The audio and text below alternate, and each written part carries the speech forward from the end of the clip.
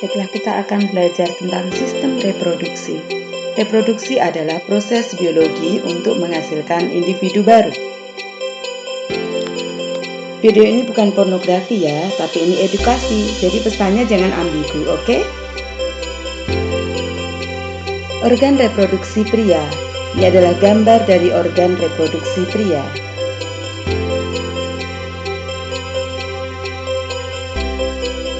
Penis dan skrotum adalah alat reproduksi bagian luar.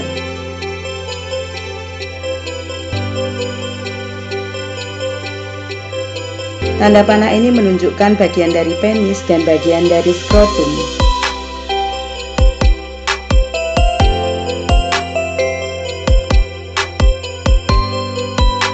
Penis adalah alat kopulasi pria, sedangkan skrotum adalah kantong pembungkus yang melindungi testis. Skrotum juga menjaga suhu sperma. Testis termasuk organ reproduksi pria bagian dalam. Tanda panah ini menunjukkan bagian dari testis. Testis adalah organ kelamin bagian pria yang berfungsi sebagai tempat penghasil dari sperma. Epididymis. Epididymis adalah saluran yang berkelok-kelok terletak di dalam skrotum yang tugasnya sebagai tempat pengangkutan dan penyimpanan serta pematangan sperma.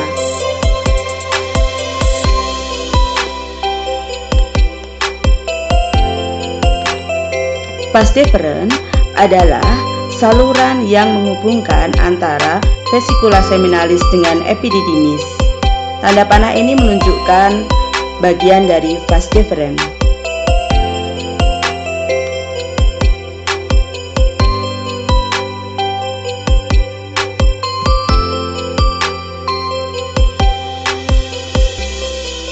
Uretra.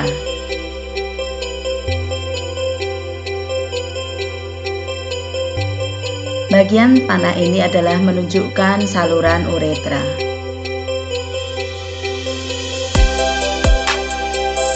Uretra adalah saluran sperma dan urin untuk keluar dari tubuh. Vesikula seminalis atau kantong semen.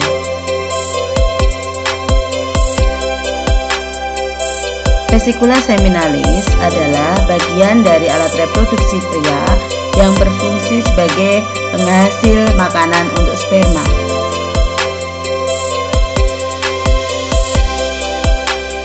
Kelenjar prostat.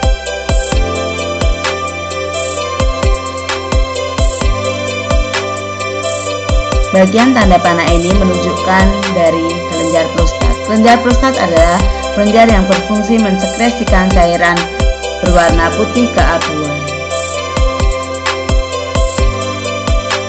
Kelenjar Koperi. Kelenjar Koperi adalah kelenjar yang menghasilkan cairan yang bersifat basa yang berfungsi untuk melindungi sperma dari suasana asam yang ditinggalkan oleh sisa-sisa urin. Ini adalah alat reproduksi wanita. Yang pertama adalah ovarium. Tanda panah ini menunjukkan bagian dari ovarium.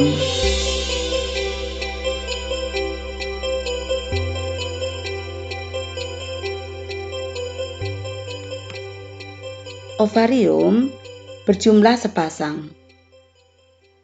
Ovarium berfungsi sebagai penghasil sel telur dan juga hormon pada wanita.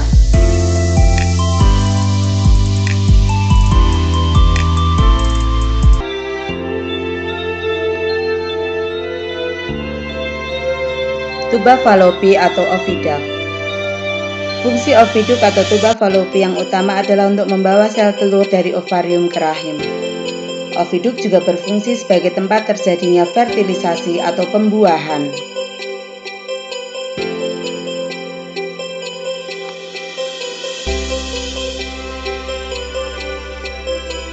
Infundibulum.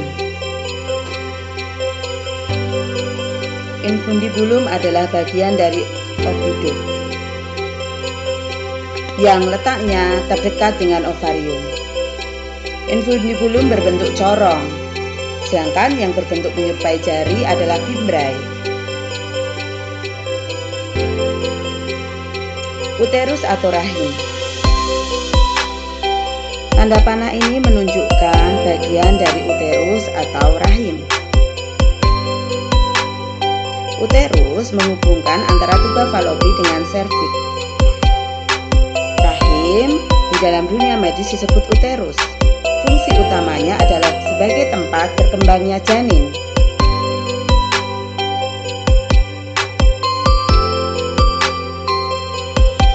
Endometrium. Tanda panah ini menunjukkan bagian dari endometrium. Endometrium terdiri dari jaringan-jaringan yang tersusun menjadi lapisan dinding rahim.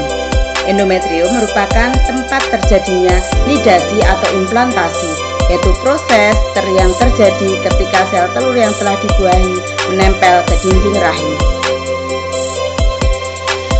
Serviks. Serviks adalah bagian yang menghubungkan antara uterus dengan vagina.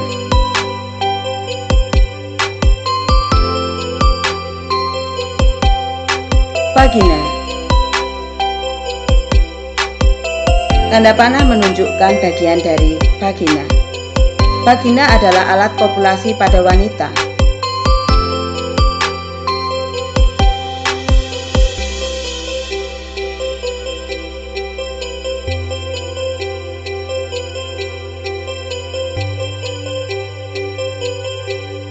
Oogenesis. Apakah yang dimaksud dengan oogenesis itu?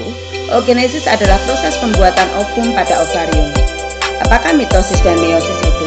Mitosis adalah proses ketika sel somatik menggandakan kromosom dalam inti selnya untuk menghasilkan dua sel anak yang identik, sedangkan meiosis setengah dalam sel anak. Bagaimanakah tahapan oogenesis itu? Tahap yang pertama adalah oogenium. Oogenium terdiri dari 46 kromosom yang bersifat diploid.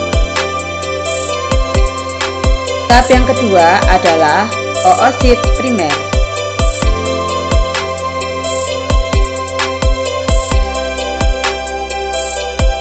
Oosit primer adalah hasil mitosis dari oogonium yang menghasilkan kromosom yang bersifat diploid.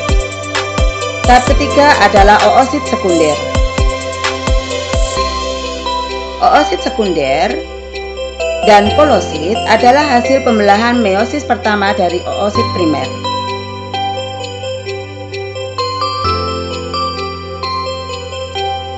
Tahap keempat adalah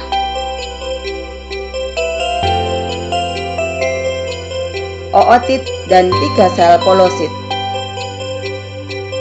Ootit adalah hasil pembelahan meiosis 2 dari oosit sekunder.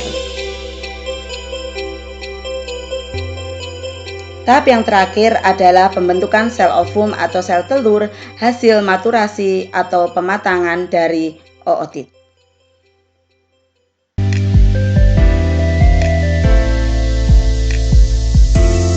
Spermatogenesis atau pembentukan sperma pada testis. Tahap yang pertama adalah spermatogonium.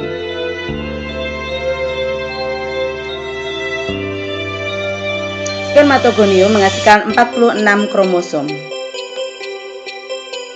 Tahap yang kedua adalah spermatosit primer.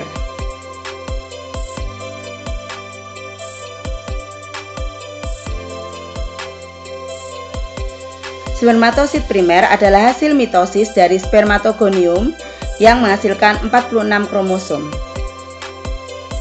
Tahap ketiga adalah spermatosit sekunder.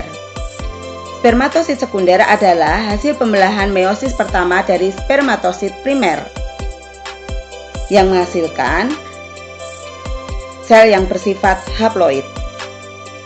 Tahap keempat adalah spermatid. Spermatid adalah hasil pembelahan meiosis yang kedua dari spermatosit sekunder. Tahap yang kelima atau tahap terakhir adalah pembentukan spermatozoa. Spermatozoa adalah pematangan dari spermatid.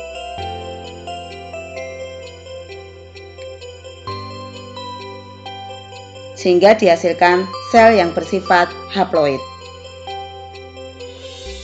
Jadi apa beda oogenesis dan spermatogenesis? Kita perhatikan gambarnya dan kita lihat perbedaannya.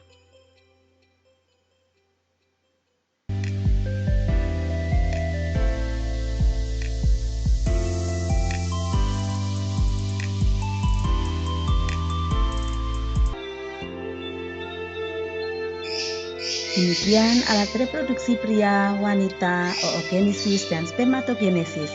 Semoga bermanfaat. Sekian, terima kasih.